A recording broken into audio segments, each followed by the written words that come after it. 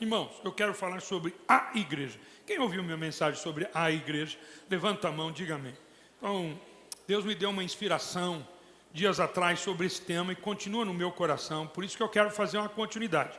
Então, o tema de hoje é a igreja 2.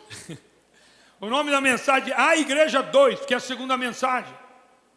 Sobre o poder desse plano tão grande do Senhor, tão incrível de Deus a favor de cada um de nós. Não é um plano perfeito, embora às vezes me parecia improvável, mas ele é perfeito, absolutamente gigante.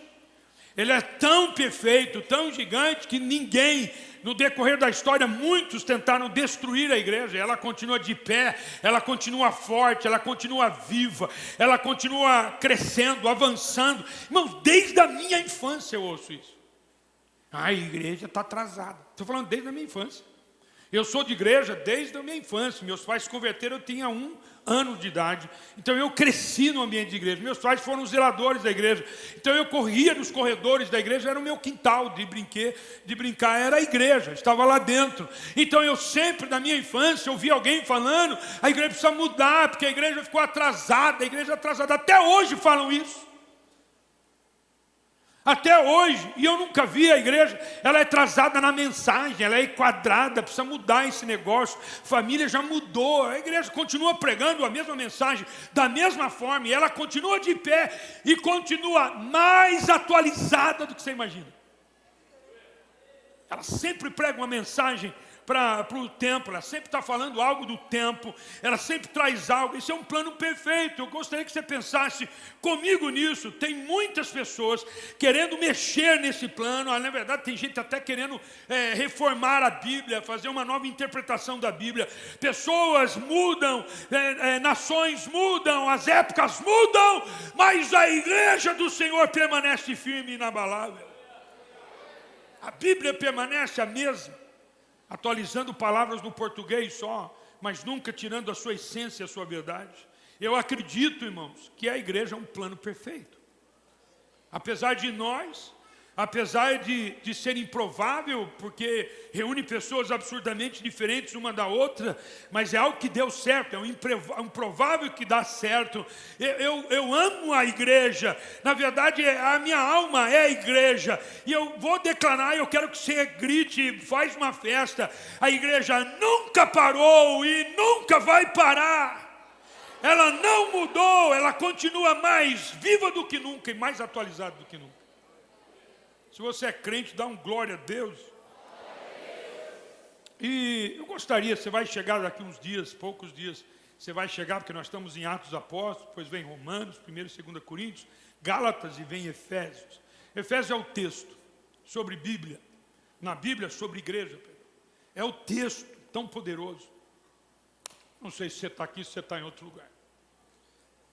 Às vezes a gente está sentado no mesmo lugar, mas não estamos aqui. Irmãos, pensa numa coisa forte que você está, é a igreja. Lembrando, igreja não são 4 paredes. Igreja não é um prédio, eu vou para a igreja.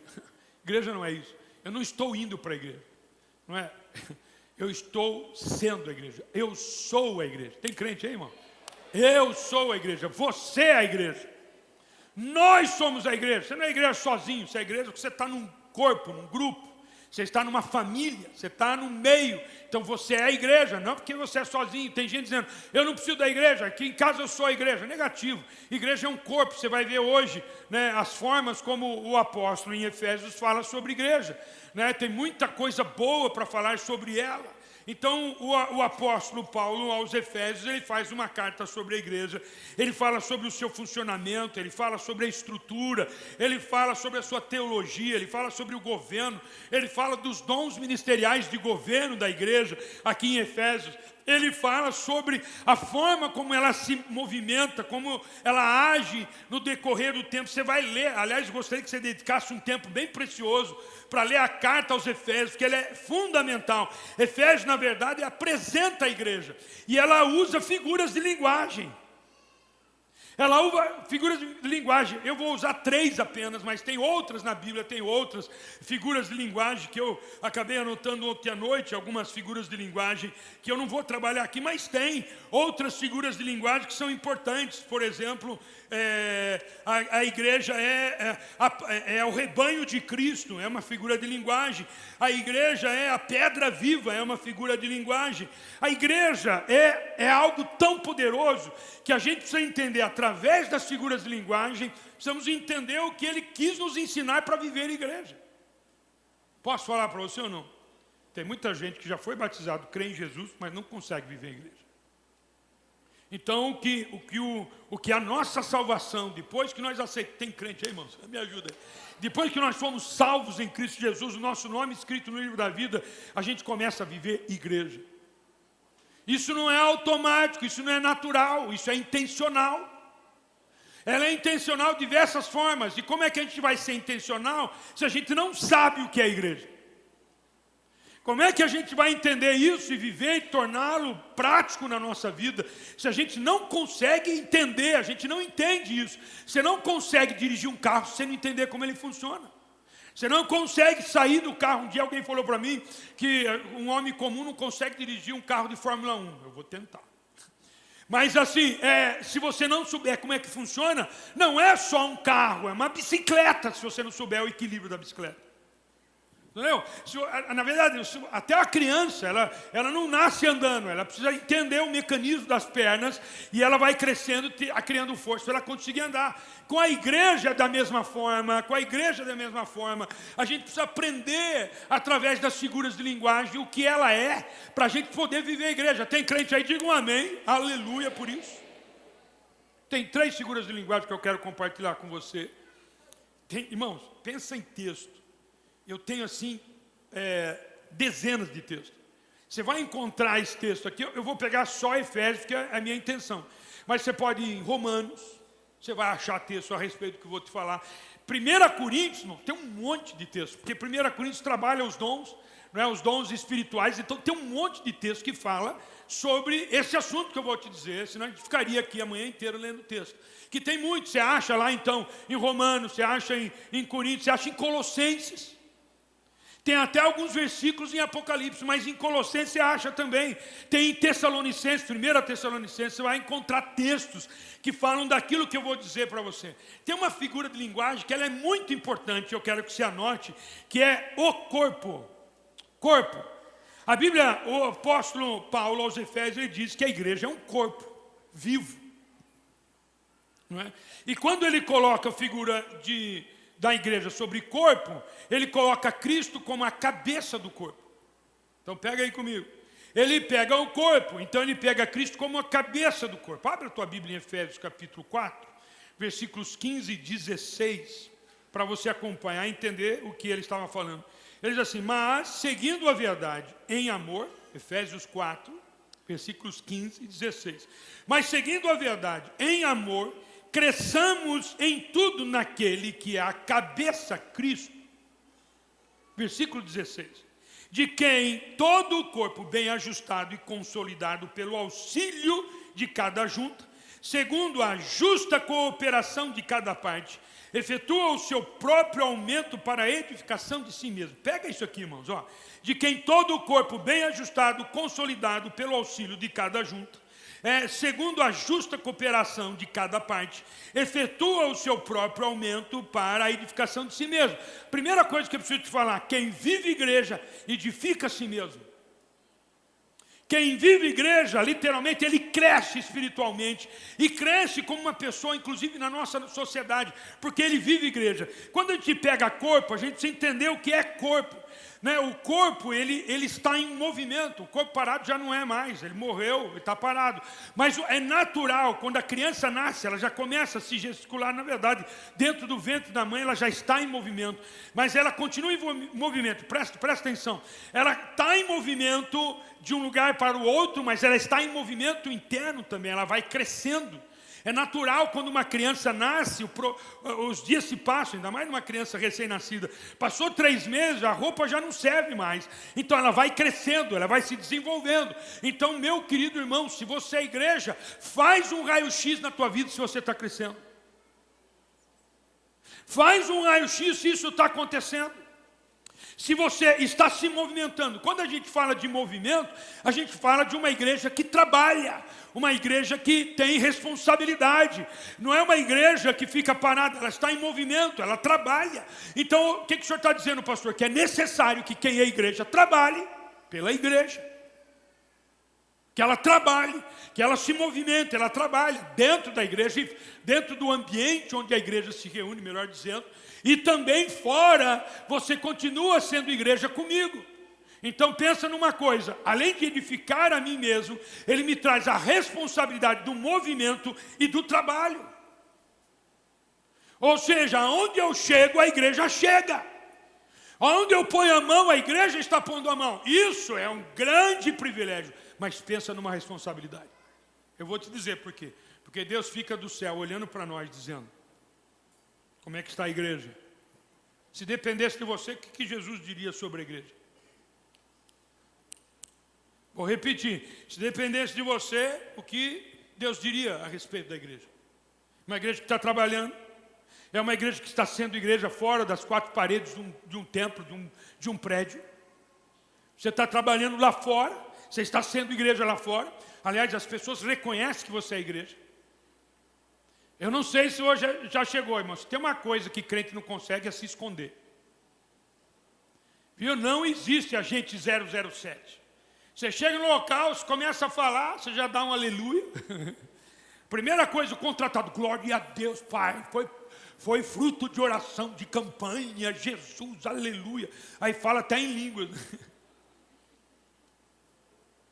O crente, ele se manifesta, ele trabalha, ele continua, ele sabe que ele está no local por um propósito. Deus não tira alguém de um lugar e põe no outro que não seja com propósito, porque alguém vai precisar que a igreja se manifeste naquele lugar. Tem alguém que está abrindo o coração, aí Deus com estratégia, ele pega você que é a igreja e põe nesse lugar para poder abençoar a vida de alguém. A gente sempre está trabalhando. Quem não trabalha lá fora, aqui dentro, irmãos, é falsidade. Por quê, pastor? Porque a igreja trabalha sempre. Viu? Se você não se manifesta onde você está como igreja, por que você vai manifestar aqui? É bom manifestar aqui também, mas lá é necessário, você tem que continuar sendo igreja. Você trabalha. Você se movimenta, você trabalha. Então, trabalho é nosso papel. Pensa no nome. Trabalho.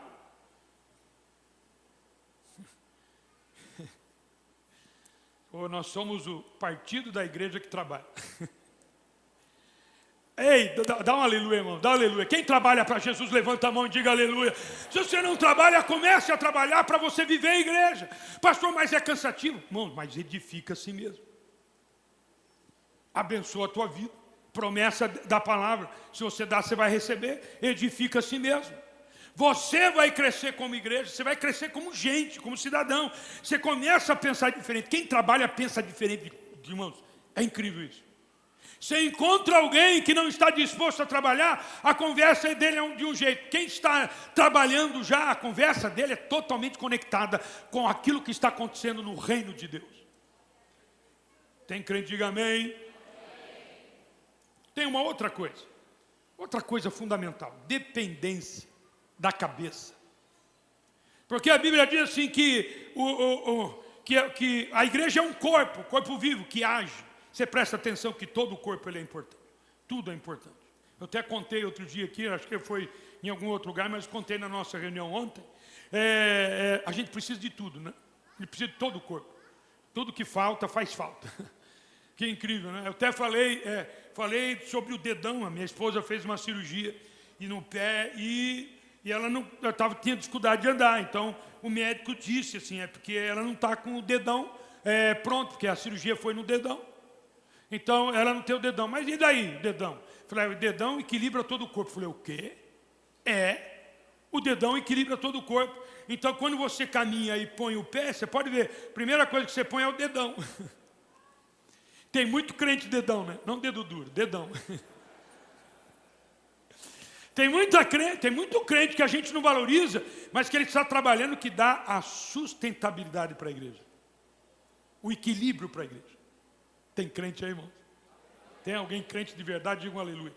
Ou seja, se tirar o dedão, a gente vai ter dificuldade em andar. A gente tem dificuldade. Eu contei a minha experiência quando eu fui para Israel. Uns dias antes eu fui até um local onde meu sobrinho estava abrindo uma quadra de basquete. E eu fui lá ver se eu sabia fazer uma cesta. Eu tentei uma vez, 2 vezes, umas 3.000 vezes. Eu falei, desisto.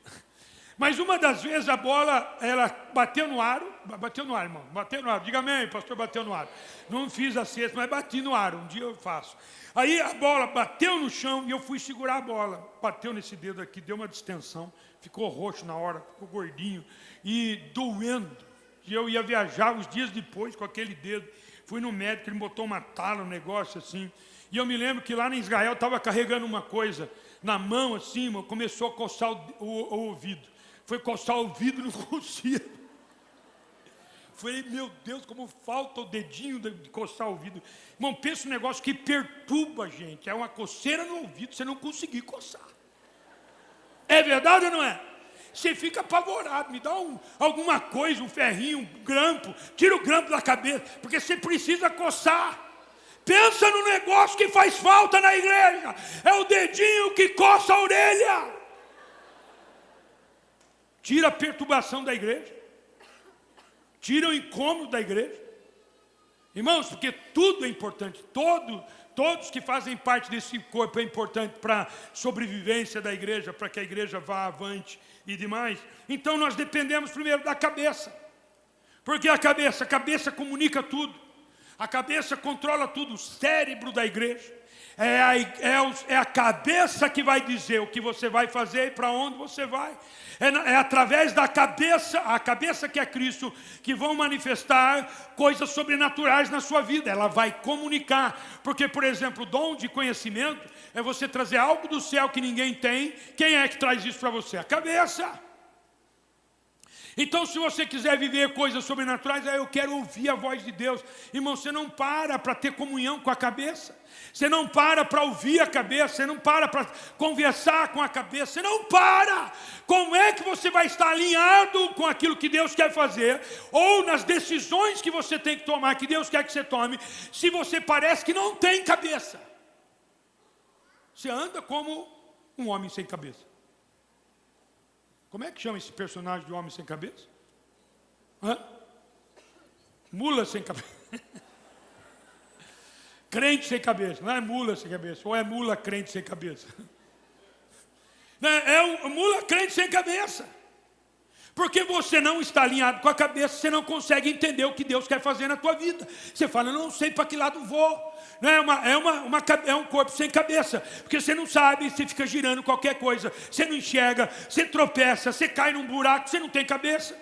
Você não tem cabeça, você não consegue ouvir, você não consegue falar, você não consegue enxergar. Então você bate em qualquer coisa, fica batendo a cabeça. Aliás, você não bate a cabeça, você não tem cabeça. Então você fica tomando decisões erradas um tempão, porque você não está alinhado, o corpo não está alinhado com a cabeça. E você é a igreja. Às vezes você, por um roupante, você sabe que momento mais propício para descobrir se você está alinhado com a cabeça ou não? Você sabe qual é? Alguém sabe? Nos momentos mais difíceis, nos momentos que mais te confrontam, os ventos contrários, chegou um problema. Quando alguém te confronta, quando o pastor te confronta, quando a palavra te confronta, quando alguma coisa está confrontando você, é exatamente isso. Você reage, sai um leão lá de dentro que não devia ter saído. Saem palavras, às vezes o teu pai e a tua mãe falam uma coisa, você não gosta, e aí sai aquele leão. Às vezes acontece entre marido e mulher, os dois são cristãos, os dois vêm para a igreja, mas acabam tendo um problema, porque eles não estão ouvindo a cabeça não está lá, ele está lá, mas não estão sintonizados com ela, e aí sai uma palavra que não devia ter saído, tem uma ação que não devia ter tido, tem algo que você toma decisão que não devia ter. Você parar, eu tenho o direito de ser feliz. Que é isso, irmão? Para ouvir a cabeça. Tem uma palavra para te dizer. Jesus fala sempre. É você que não quer ouvir. Jesus tem a resposta sempre. É que você sabe que a resposta dele vai conflitar com o seu desejo. Você sabe que a resposta que Deus tem para você vai contra o seu desejo, que nasceu no teu coração. A Bíblia diz isso. Sobretudo se deve guardar, guarde o teu coração. Porque deles procedem as decisões da vida. Então, se tem uma coisa que você tem que guardar o coração, porque o seu coração não pode ficar ouvindo uma voz que não seja da cabeça. Que não seja da cabeça. Se a sua voz fica ouvindo pessoas que você está ouvindo através de livros, de filmes, de pessoas dentro do lugar do teu trabalho, para. Eu falei, Jesus, eu preciso só ouvir a tua voz. Para num canto, vai orar, para você ser a decisão certa. Porque você é igreja, você é corpo. Você é corpo e ele é a cabeça. Corpo sem cabeça é lobisomem, é fantasma. É coisa que ninguém quer ver. Tem muito crente que as pessoas falam onde você está. Tem muito crente no trabalho onde você está dizendo assim, ser crente igual ele, não quero ser. Olha a atitude dele, olha o que ele faz, olha o que ele promove no meio de nós. A gente não promove a paz, promove a guerra. Aí você fica falando mal do chefe, falando mal de todo mundo. Isso não é igreja, irmãos, a igreja não ouve isso. Da cabeça não ouve. Mas tem uma outra coisa que a gente depende também. Volta lá, filho, você já foi no final? Vai no segundo. Pode voltar lá. No segundo. O segundo o que é? Você está, além de depender da cabeça, você depende dos membros. Você depende dos membros. Você depende de que forma você depende dos membros?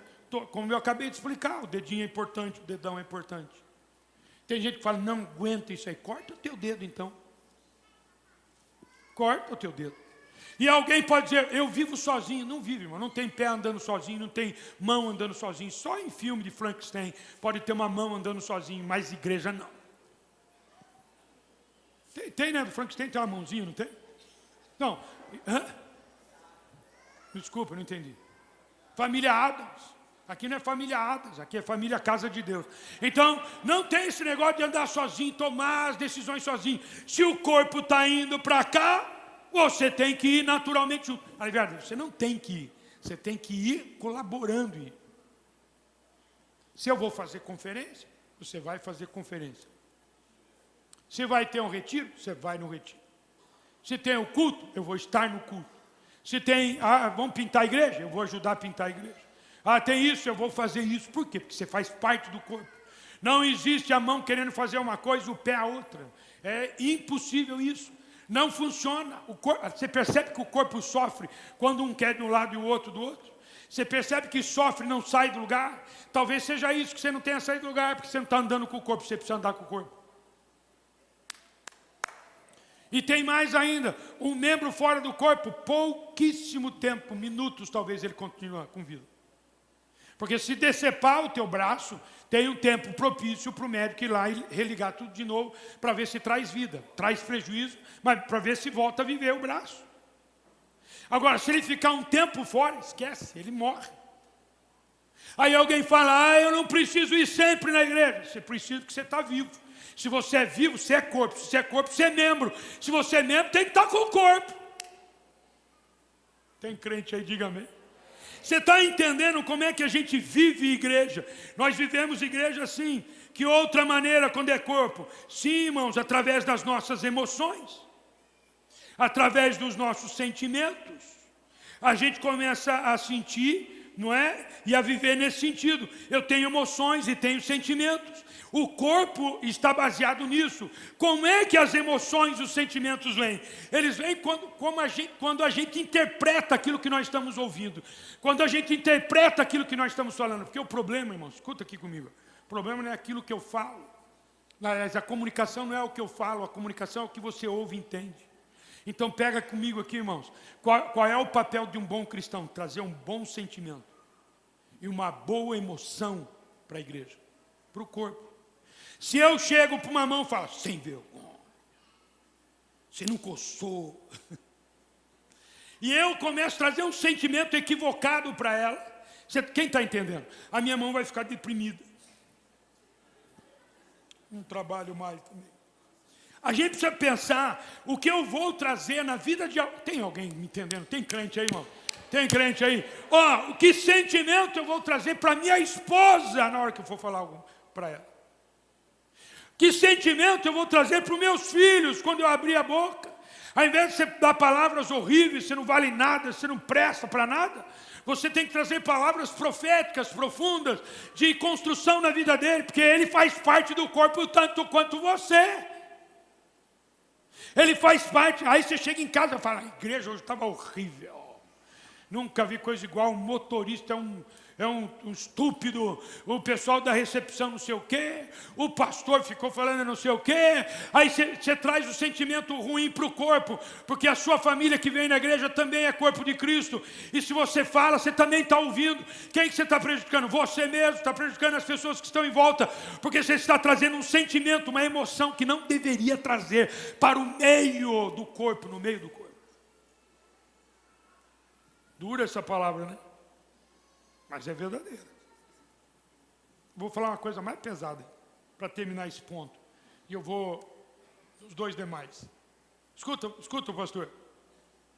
Tem muita gente que não trabalha, fala o que quer, não depende da cabeça, nem está aí para os membros. E muitas pessoas que trazem um sentimento equivocado, porque isso é sentimento ruim. Mas eu quero dizer, tem muita gente que não faz, ele diz assim: eu sou igreja, eu vou para a igreja todo domingo de Santa Ceia. Tem muita gente que só vem Santa Ceia, entendeu? O resto dos dias ficam fora. Mas assim, eu vou na Santa Ceia, cumpro o meu objetivo, porque Santa Ceia não pode faltar. Chega na Santa Ceia, toda uma ofertinha, ou às vezes eu dou dízimo, de vez em quando eu dou dízimo. E é isso aí. Sento no banco, na cadeira, e viro as costas e vou embora. Posso falar, irmãos? Você não vai ficar ofendido comigo? Não quero trazer um sentimento ruim, mas eu preciso falar. Tem muita gente que trata a igreja como prostituta, se aproveita dela e acabou. Não trabalha, não constrói. Você trata a noiva de Cristo como uma prostituta. Você se aproveita dela. Eu tenho um milagre, eu preciso de um milagre, vou para a igreja. Eu vou um milagre, vou fazer até a campanha de segunda-feira, eu vou estar lá. Eu vou até entrar aí na... acho que... sei, vou entrar porque eu estou precisando de um milagre. Você acaba dizendo assim, eu só vou quando eu preciso. Só vou quando eu quero. Só vou quando eu tenho desejo de ir. Você trabalha, se você coloca a igreja, a noiva de Cristo, como uma prostituta, ou no mínimo como uma escrava sua, e você não consegue servir a igreja. Difícil, né, irmãos? Será que você consegue dar um aleluia? Aliás, eu perguntaria assim: tem crente ainda aí? Vai lá, segunda figura de linguagem que o apóstolo Paulo usa aqui em Efésios, que a igreja é um edifício. Edifício, Efésios capítulo 2, versículos 20 e 21. Se a igreja é edifício, Jesus é a pedra fundamental, ou algumas versões dizem que ela é pedra de esquina, porque ele coloca no lugar da sustentação. Então ele põe na junção de duas paredes que dá a sustentação. Então quando você pega no dicionário da língua portuguesa, quando você pega pedra de esquina, ele vai dizer para você que ele é o fundamento, e é exatamente isso. Efésios 2, 20 e 21, versículo 20 diz assim: edificado sobre o fundamento dos apóstolos e profetas, sendo ele mesmo, Cristo Jesus, a pedra angular, ou a pedra de esquina, ou a pedra fundamental. Versículo 21, no qual todo edifício bem ajustado, cresce para o santuário dedicado do Senhor. Então, quando eu vejo edifício que tem uma base sólida, quem é essa base? Cristo. Ele diz: eu sou a pedra, eu sou a rocha. Ele dá o exemplo de duas casas, uma que foi construída em areia, duas casas iguais, uma construída na areia e outra construída na rocha. vêm os ventos, vêm as tempestades, e a casa construída na areia, ela não aguenta, porque ela não tem base. Tem muita gente construindo na areia, porque não está na base, firmado na base. Quem é a base? A pedra. Quem é a pedra? Jesus. Então, você ser igreja que permanece, você tem que estar na rocha. Qual é o papel da fundação, que é Cristo, do fundamento, que é Cristo, da rocha, que é Cristo? Que vem os ventos, bate os ventos. Então, deixa eu falar uma coisa para você. Quanto maior o prédio, maior tem que ser a fundação. Por quê, pastor? Porque batem ventos lá em cima, que aqui embaixo não bate. Eu não sei se você está entendendo. Tem muita gente querendo crescer no reino, crescer como cristão, mas não faz base profunda. Se uma casa caiu, imagina um prédio, nem precisa bater vento. Você cai. Então, qual é a figura do edifício? Que a única forma de você ter de construir com ouro, prata, pedras preciosas, madeira, feno e palha, a única forma que você tem para construir é estando num fundamento. Qual é o teu fundamento? Então olha para mim, olha para mim. Não discuta com a palavra de Deus. É a tua segurança. Tem muita gente discutindo com o texto bíblico. Não deve ser assim. Se você não sabe, estude, aprenda, para você saber o que o texto está dizendo. Tem muita gente colocando um ponto de interrogação sobre contribuição. Irmão, não fui eu que inventei. Aliás, posso falar a verdade para você? Se eu estivesse junto com a Trindade Santa, eu ia falar, vamos inventar uma outra coisa. Porque pensa num negócio difícil. Então vamos inventar uma outra coisa. Que coisa? O dinheiro vai aparecer toda segunda-feira para pagar as contas. A Trindade pode, né? Deus pode. Pode ou não pode?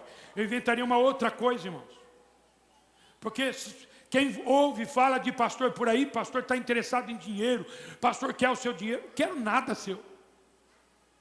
Nada seu. Eu quero o que vem de Deus na minha vida. Apenas o que vem de Deus. Ficaria muito mais... Irmãos, eu teria muito maior tranquilidade. Eu não precisaria pensar. Irmãos, toda segunda-feira eu preciso pensar como é que vai ser a semana. Como pastor da igreja eu preciso isso.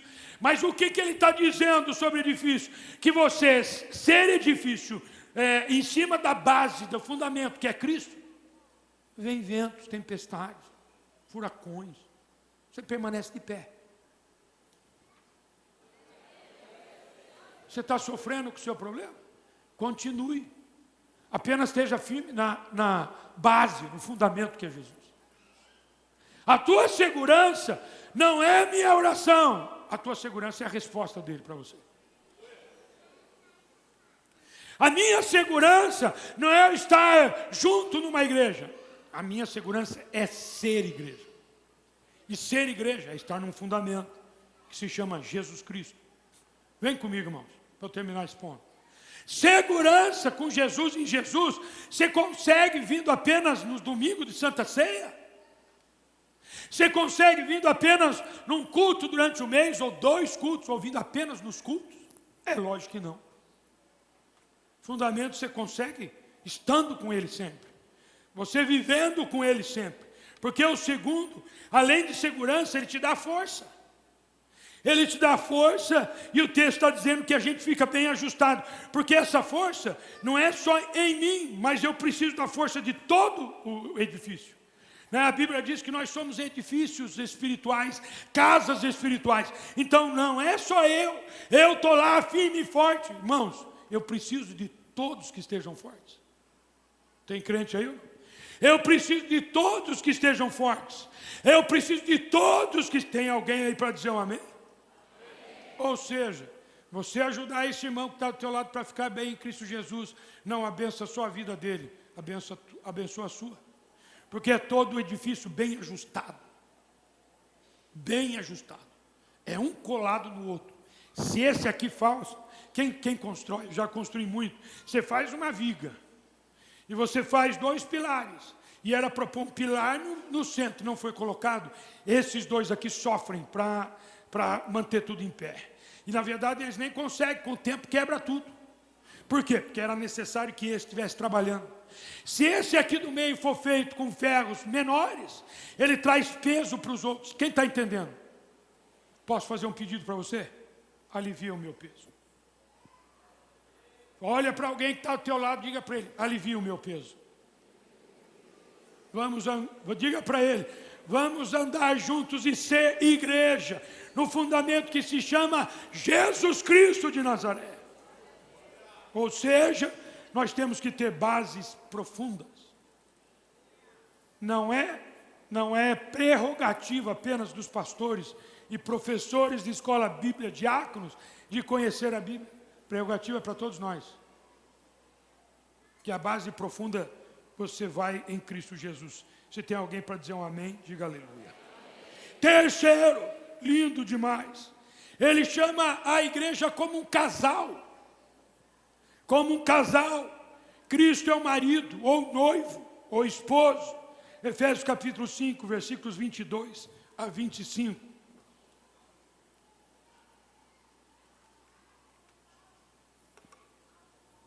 Diz assim o texto: as mulheres sejam submissas ao seu próprio marido, como ao Senhor, porque o marido é o cabeça da mulher, como também Cristo é o cabeça da igreja, sendo este mesmo Salvador do corpo.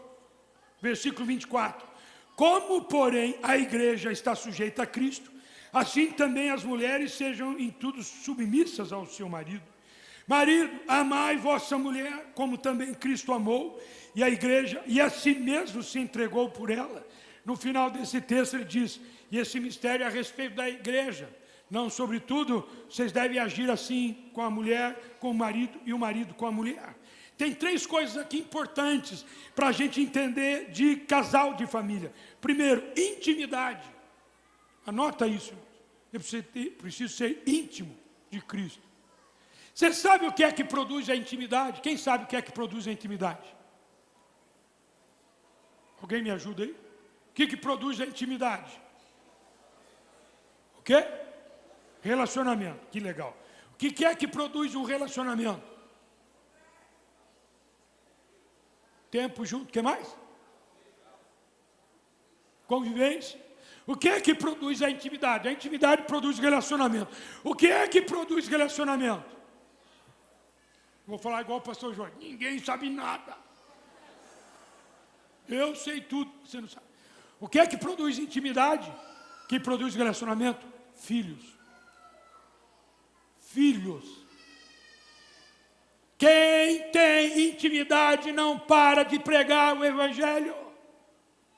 Ele sempre está interessado em falar de Cristo para a vida de alguém. E intimidade não é um encontro só. Intimidade, além de ser os encontros, é o tempo de qualidade que você tem com quem você quer ser íntimo.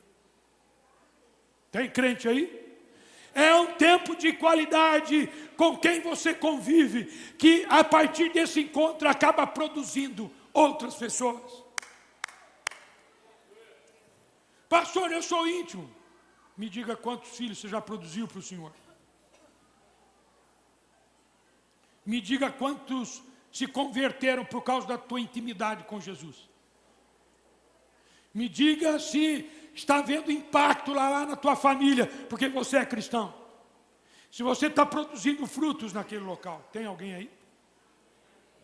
O que mais a produz? Segundo, produz amor. Jesus, no capítulo 13 de João, ele diz assim que ele amou os seus e amou-os até o fim. Quem tem intimidade e vive como casal, não é? Vive como a noiva de Cristo. Ele ama os membros. Ele ama as pessoas. Ele ama tantas pessoas que ele deseja que as pessoas de dentro da igreja cresçam no Senhor, se desenvolvam, tenham mais capacidade. Ele quer que esse membro seja mais forte para poder viver algo mais poderoso. Mas mais ainda, ele quer, por causa do amor que ele tem de Cristo na vida dele, ele quer que outros se convertam. Irmãos, olha que coisa incrível. Você viver a igreja te torna uma pessoa melhor e maior.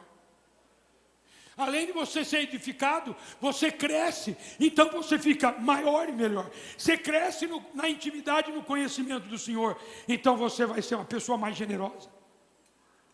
Tem gente que pensa que o dízimo e a oferta é para sustentar a igreja. Não, o dízimo e a oferta é para revelar o amor que você tem pelas pessoas. É o amor que você tem pela obra do Senhor. É o amor que você tem por essa família.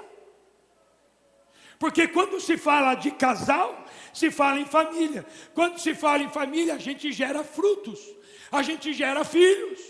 Então, quem tem intimidade com Cristo gera filhos. Nós recebemos há poucos dias 147 pessoas. Dá uma salva de palmas por isso. Que lindo. Agora, se dependesse de você, poderia ter 147 novas pessoas na igreja? Se dependesse da tua contribuição, do teu testemunho, da sua intimidade com o Senhor, pessoas seriam salvas? Ou você está terceirizando isso para alguém, está colocando na costa de alguém? Não, pastor, eu não sou do ministério de evangelismo.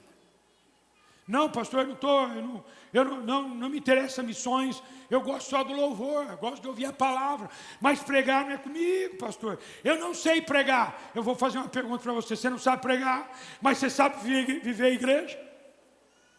Será que você não sabe pregar porque você não sabe viver a igreja? Nós precisamos viver igreja, irmãos. E como é que se vive igreja? Tendo intimidade com o Senhor, gerando filhos, amando as pessoas. E terceiro, sendo submisso. Porque nós estamos debaixo de uma missão. A Bíblia fala que a mulher está submissa pela missão do seu marido. Ela está submissa por causa disso. E ele faz uma referência a nós. Então, a igreja tem que estar submissa a Cristo. Você está submisso, o que é isso? É a missão de Jesus. Por isso que Jesus disse isso em João 14. Ele disse que vocês vão fazer coisas que eu faço e até maiores. Por quê? Porque nós estamos na submissão da missão de Cristo. Então, é mais ou menos assim, ó. Se você é igreja, não dá para ficar parado, não dá para não fazer nada. Eu vou provar para você num texto bíblico, muito bom.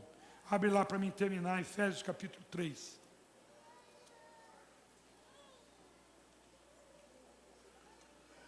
Tem crente aí, diga um amém.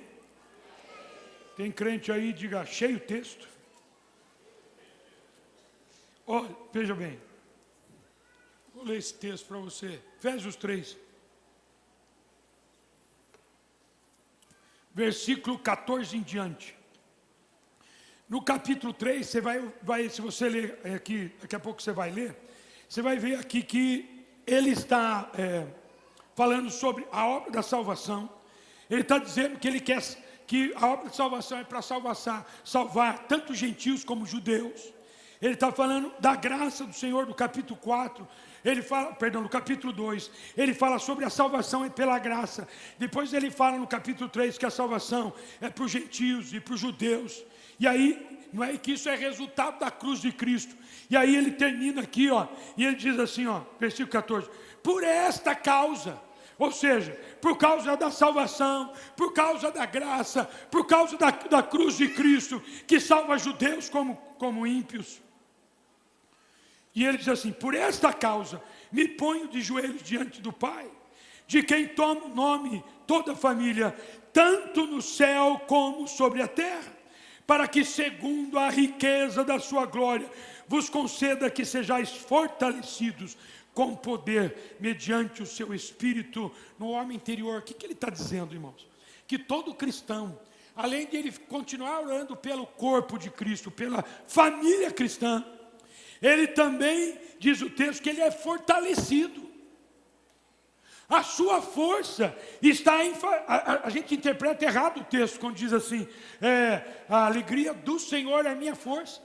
Então você acha que eu vou ficar alegre, eu vou me tornar alegre, então é a minha força. Não, irmãos, é você alegrar a Deus. Como é que você alegra a Deus? Vivendo a igreja nessa terra.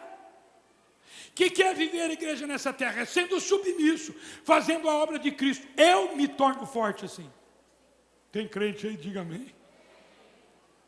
Eu me torno forte, diz o texto, eu me torno alicerçado. Né? Ele diz aqui, edificados e alicerçados. Ele diz alicerçados. E ele diz outra coisa aqui no versículo 17.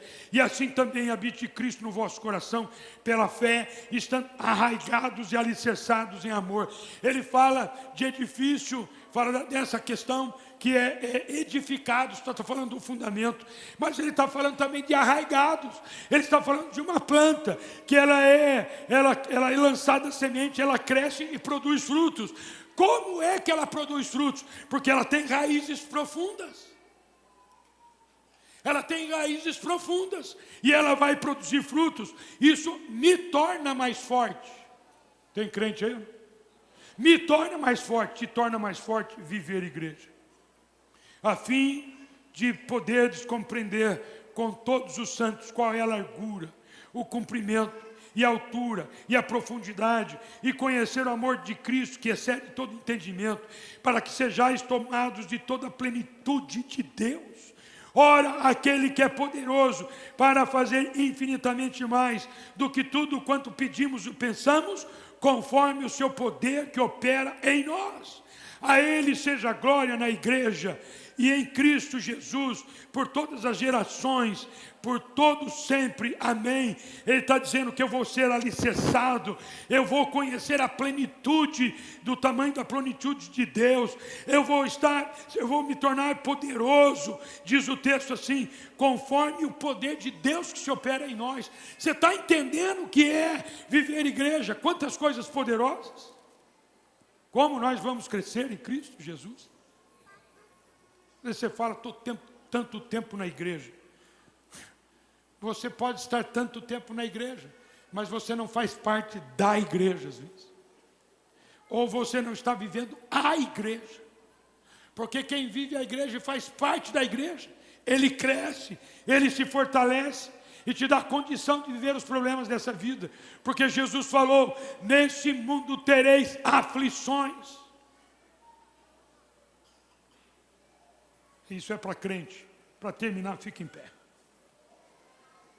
Capítulo 4 de Efésios, versículos 12, 13, 14, até o 16.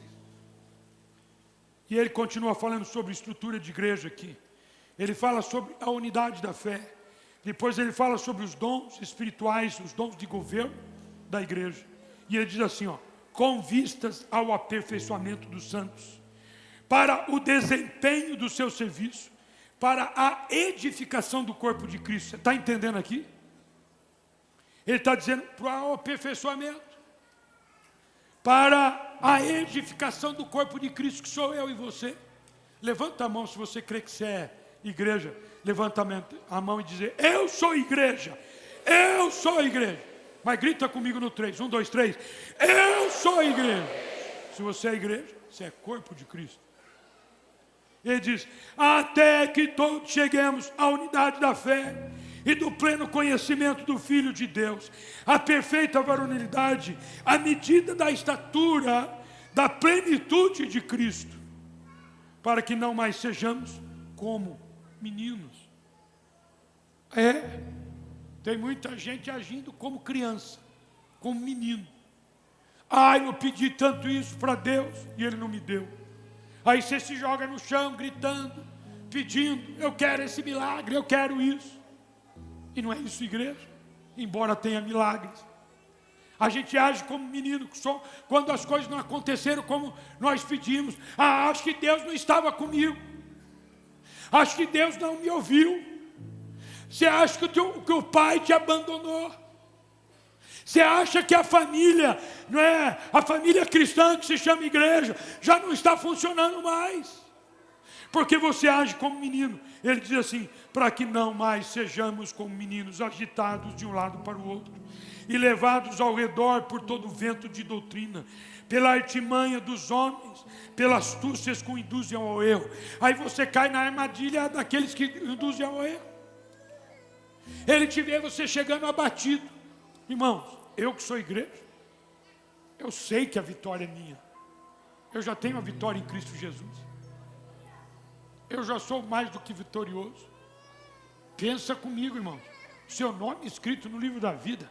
Papai do céu, não precisa fazer mais nada. Mais nada. Te dá o privilégio de você viver o plano de Deus que se chama igreja. Você viver a igreja guardado por Ele. Não é sustentado por Ele, como nós ouvimos hoje.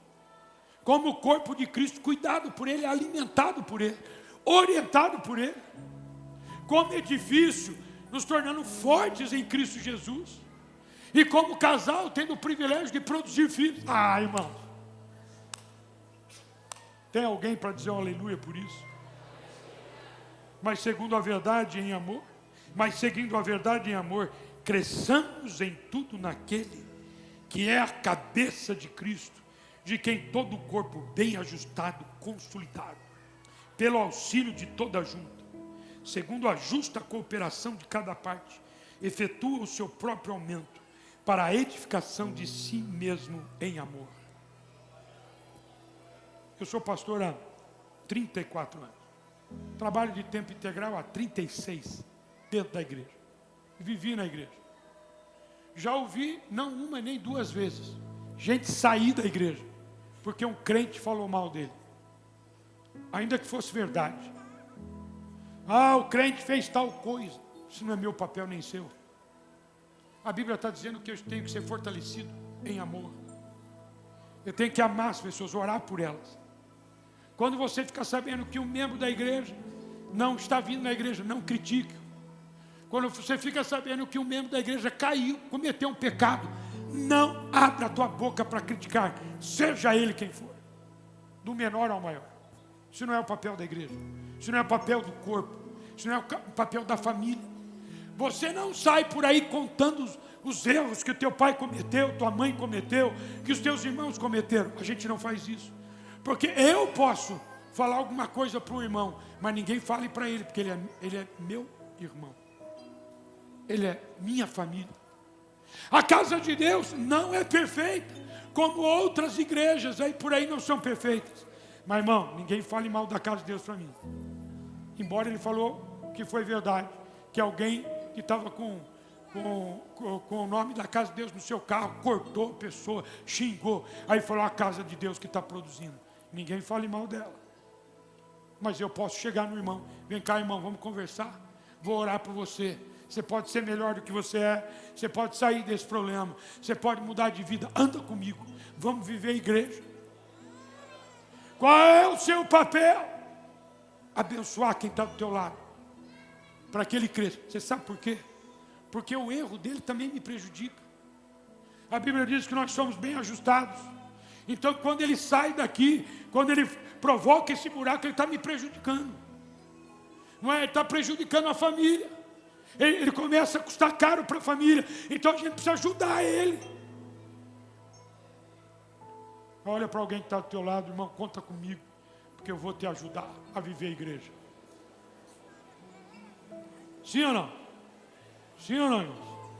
Então vamos ficar mais próximos um do outro aqui, se ajunta.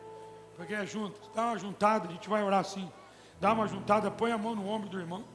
Vamos orar de novo um pelos outros. Porque ele é abençoado, eu sou abençoado. Quando um membro da minha família entra para o caminho errado, prejudica toda a família.